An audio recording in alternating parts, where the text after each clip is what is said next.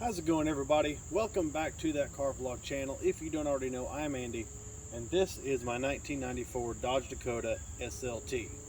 And today we're going to do a 2-year update on this truck. It's been 2 years and about a month since I bought this truck, and there's been a few updates to it. Some things you've seen along the way this year, such as the headlight turn signal work and whatnot. But we're going to talk about other things that have been done to this and things that desperately need to be done to it. So let's go ahead and get started. All right, now this is not going to be a full review of this truck. I already did that 2 years ago when I bought it. There are several videos on the channel about this truck. Once again, this year we did the headlight.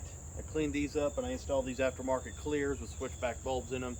Full LED swap. That video is live.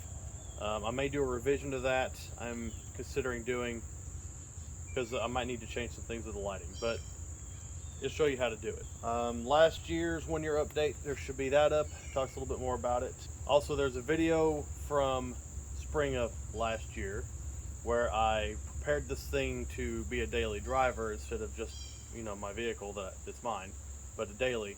And I put a radio in it and did a few other things. And I think the most important Dakota related video I've made so far, I made earlier this year, a few months back, and it's entitled To Dakota or Not to Dakota.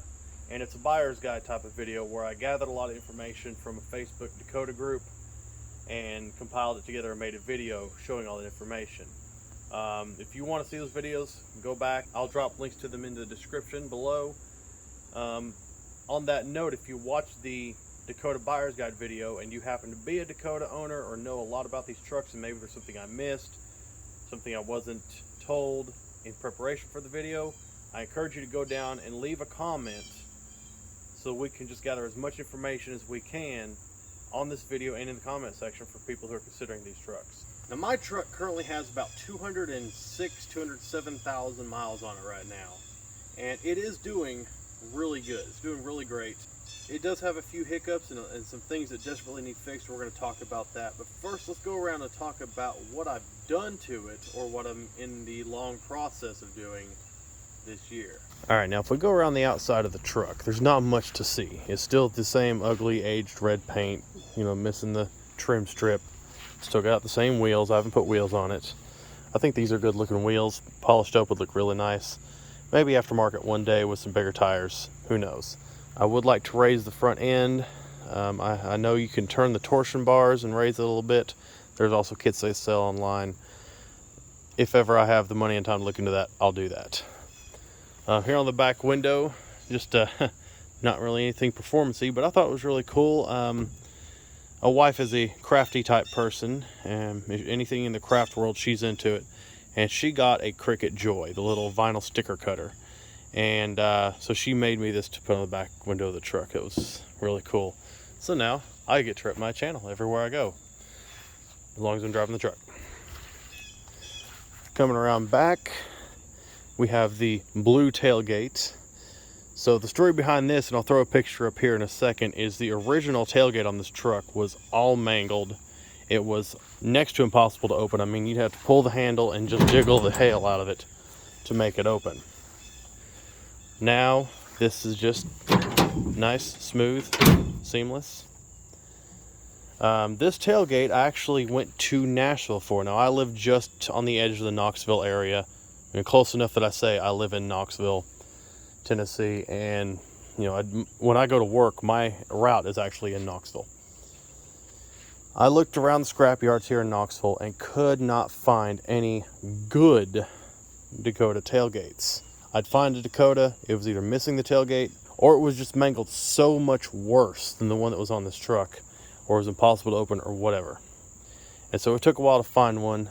I took a chance, drove to Nashville, pull apart, found this, $50, brought it back. Now mine had the raised lettering. My original had the raised Dodge lettering down here. I still want to look around. If I ever find one that has the raised lettering, I would prefer that. And I might just buy that and try to sell this. But for now, I've got a good tailgate that opens and closes properly. The taillight, the brake light connector was a little bit different. I think the truck I got off of was maybe like a 95 or 93, something like before or after this one. And the connector was slightly different, so I had to swap wiring harnesses for the third brake light. but not bad. It's a neat little day trip we took down to Nashville. No big. Down here, it already had the trailer hitch receiver when I bought it, but no one had wired up a 4-pin connector. And so I put one of those on. It does have a 7-pin or something like that up in the side of the bed right about there. But I mean, I have no use for it. I'm guessing someone pulled a gooseneck with this thing of some sort. These V8 Dakotas can pull a pretty good amount of weight. On the left side, the uglier side of it. Once again, nothing has really changed. At one point, I did take the wiper arms off and paint them, and it's already messed up. I thought they looked bad, and I was like, I want to paint it, so I painted them.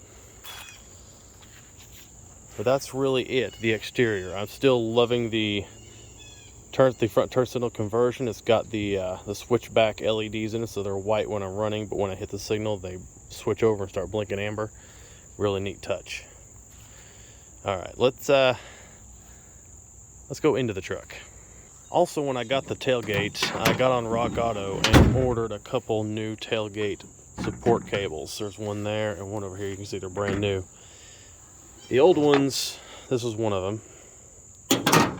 Just, you know, all rusted and the coating coming off of them. And I've had experience sitting on a tailgate and breaking cables. And, you know, didn't really know how far gone these were, so I felt it was time to change them. I'm glad my camera is focusing so well on this. Anyway, that's the old cable. There you go.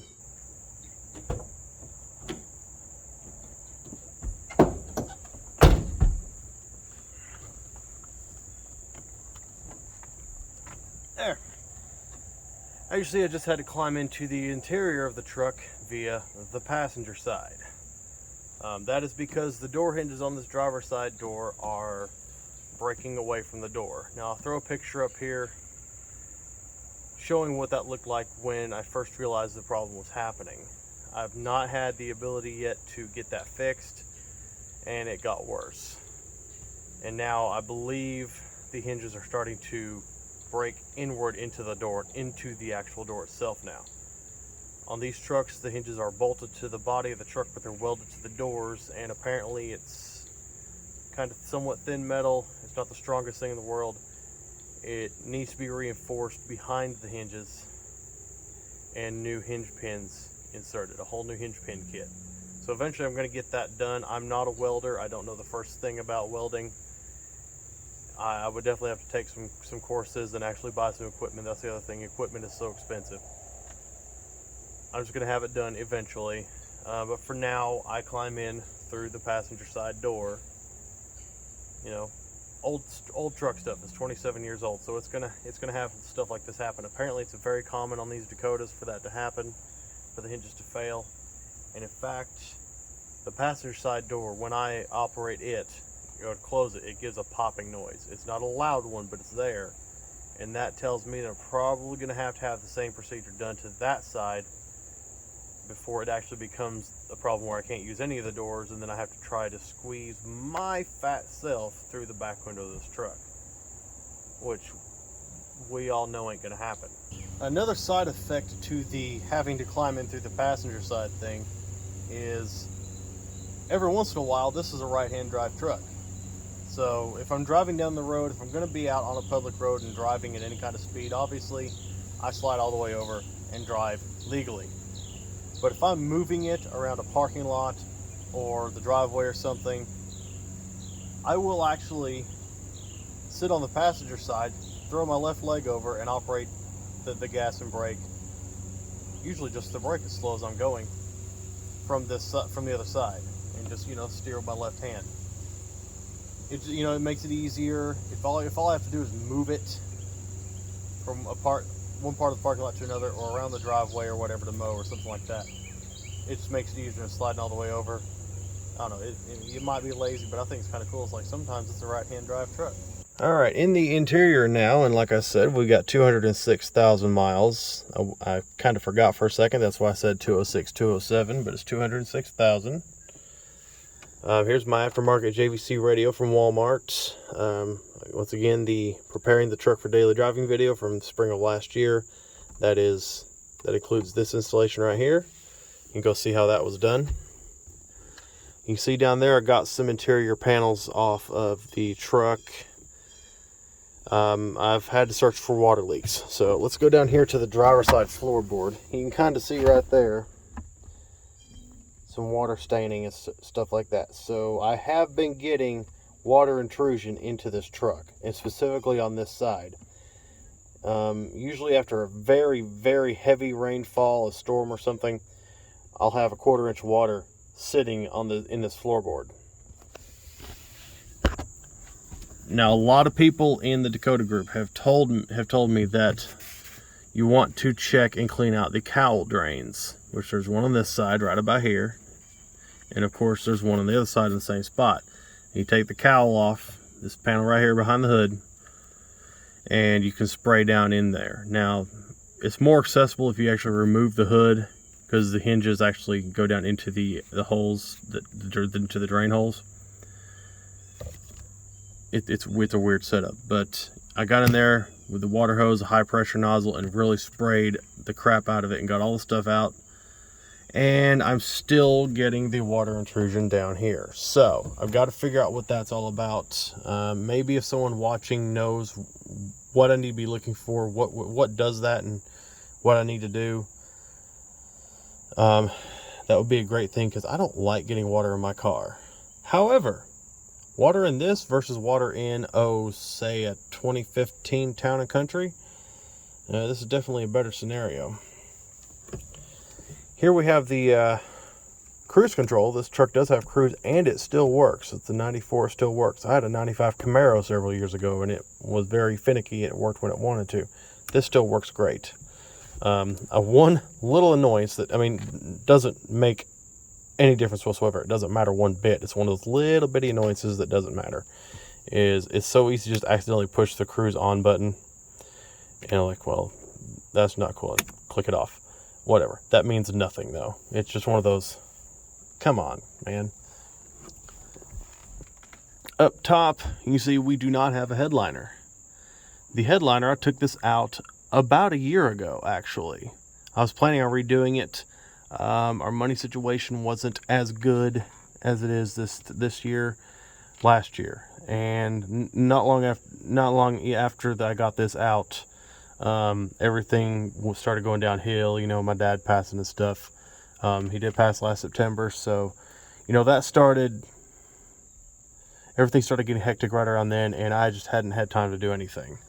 The headliner's sitting over there on the other side of the Chevy. It's under the carport. It is dry. I did somehow manage to bend one corner of it, and it's not really a good thing. I'm gonna have to do my best to make that work, because let me tell you what, these are not easy to get out of these trucks, and I'm not so sure you can get a new one. But I was gonna get that redone eventually. I will do that. I know what I need. I just haven't gotten it yet. All right, so turn the ignition on. I'm gonna roll this driver's side window up. Yeah, except it does that. So, see this black piece right here? This is actually half of this piece. There's another piece that wraps all the way around. There is a hole in this glass for this to snap into. And what I'm guessing this is a guide of sorts to keep it snapped into this channel right here.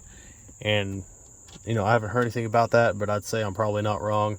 It breaks over the years, and now it can't snap into the channel. So, I shove that back into there, and I just have to hold back on this part of the glass in order to put the window up.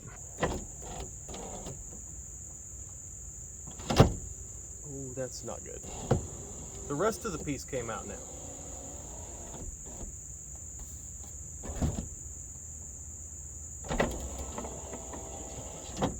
All right, so somewhere in my door is 2 halves of that clip that keeps it in the rail. Terrific. I don't know if I can get new ones of those or not. That came out. So that's a repair that needs to be done. All right, so to continue with the video, we're going to move underneath the hood of the truck into the engine bay. But before I discuss the major issue that I was going to discuss in this video, I wanted to talk about something I may have forgotten about but just remembered. It's a little issue that only happens once in a while. So back in April, and that was an interesting day. Back in April was the first Cars and Coffee since October of 2019. Obviously 2020, COVID just killed any chance of Cars and Coffee in this area. So we hadn't had a show in, well, over a year. So finally April was the first one. We went to Cars and Coffee in the Dakota because I don't have anything else to take, nothing cool anyway. And when you go to Cars and Coffee here in Knoxville, you sit in heavy traffic. I mean, bumper to bumper, sitting still on the interstate exit ramp for up to an hour.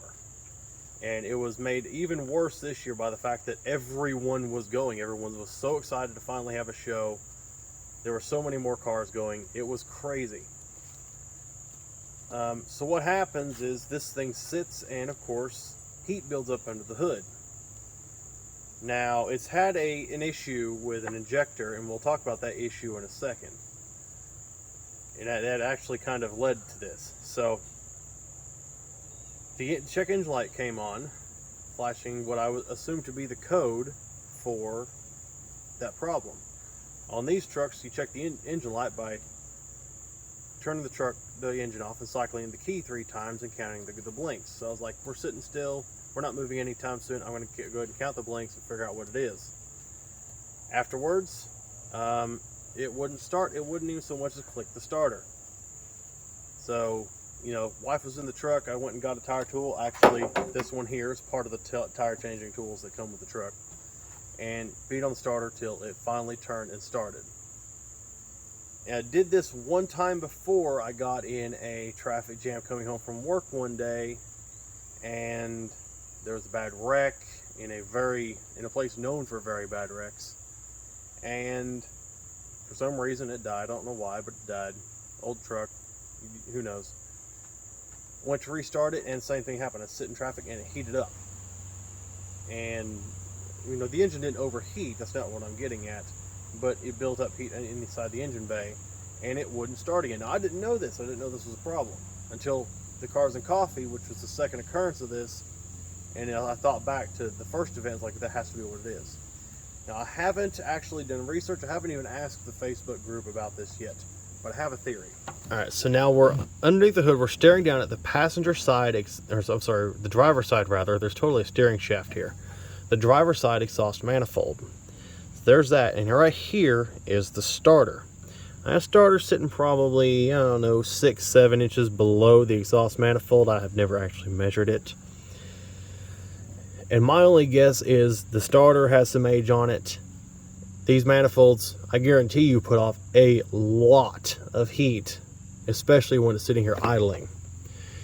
And my guess is it's probably when it sits here idling and it's you know, there's no airflow coming from driving the truck, it's just sitting still, that the starter starts to cook a little bit and it doesn't want to turn, and it needs a few minutes to cool, and maybe even a little bit of pounding. That's my theory. I don't know if there's any heat shields that are supposed to be here and aren't. I don't know if there's a kit to put one on, or if I just need to make something. You know, I'm not good with metal fabrication. I don't do any metal fab. Never have. But I'm wondering if I probably need to put a heat shield in here between the two to protect it from that kind of thing happening. Who knows? But that was kind of weird, something definitely worth covering. That actually happened earlier this year. And I just happened to remember that. Now, while we're under the inside the engine bay, I'm going to talk about one other thing. Well, 2 other things, but one other thing I just remembered. Now here's the AC compressor. Now this truck's AC does still work. It could probably use a recharge. There might be a small leak somewhere. It's not the coolest thing in the world. It's definitely not as cold as, you know, any of the family vehicles, but it works. It does blow cold air. However, I find that if I sit and idle the truck for more than a few minutes with the AC going, the temperature gauge starts creeping up, and if I let it go long enough, it will overheat. I've never gotten it to that point. I don't ever let it get to that point, but it does start creeping up pretty high. And a few people have told me, you know, check first, make sure the fan clutch is good. Radiator shroud, that could be another thing. This fan shroud was broken when I got the truck. I put a zip tie here just to keep this part from flapping around. This part's not a concern for me. Someone said start with the fan shroud. So I may start with the fan shroud, see if that works. Maybe it's not moving the air properly through the radiator and whatnot. So that could be a thing. Now if I idle with the AC off, I can idle all day long and it'll never heat up. But with the AC on, it becomes an issue.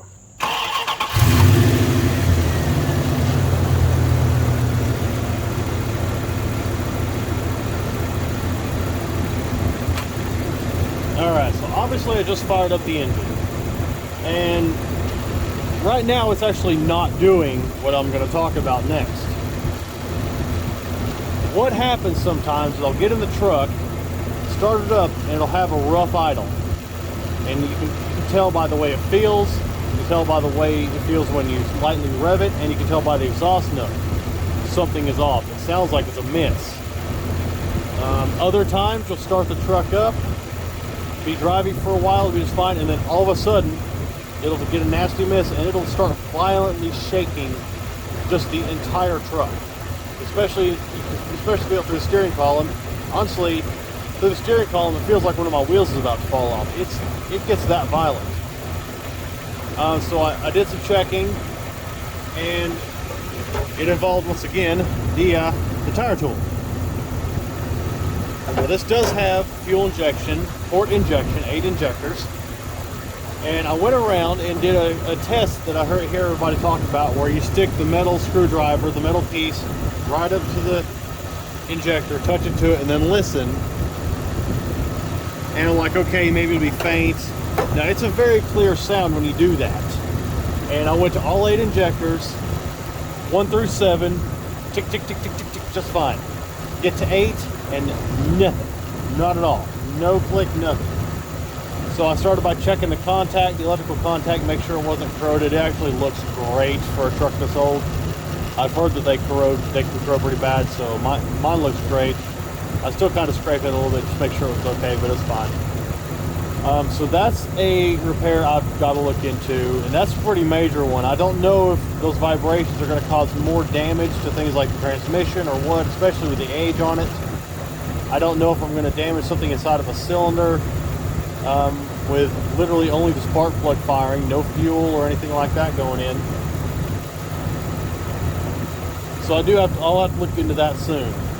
Start testing to see whether or not it is indeed the injector is bad or a wiring thing. And from what I understand, I could probably just swap 2 injectors, and if the problem moves to the other cylinder, then it's the injector.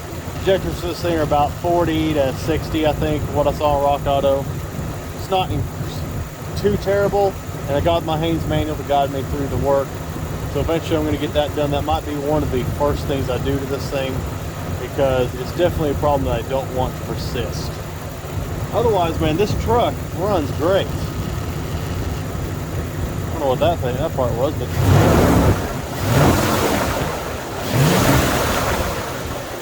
the 90s where you can still lift the throttle from under the hood.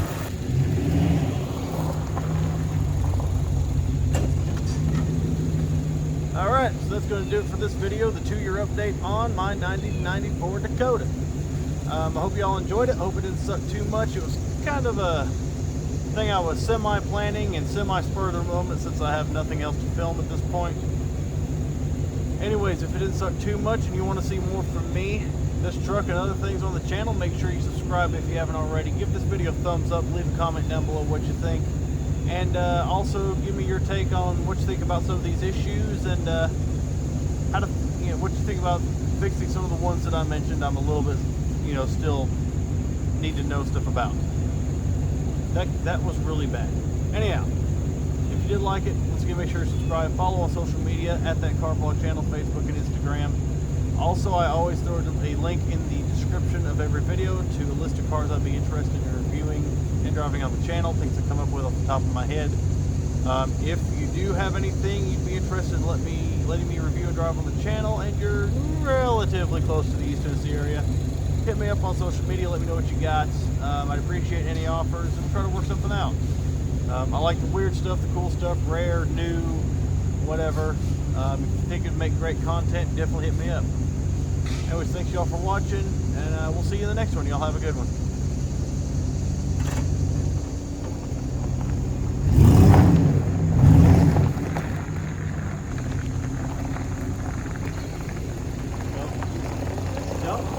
fishing.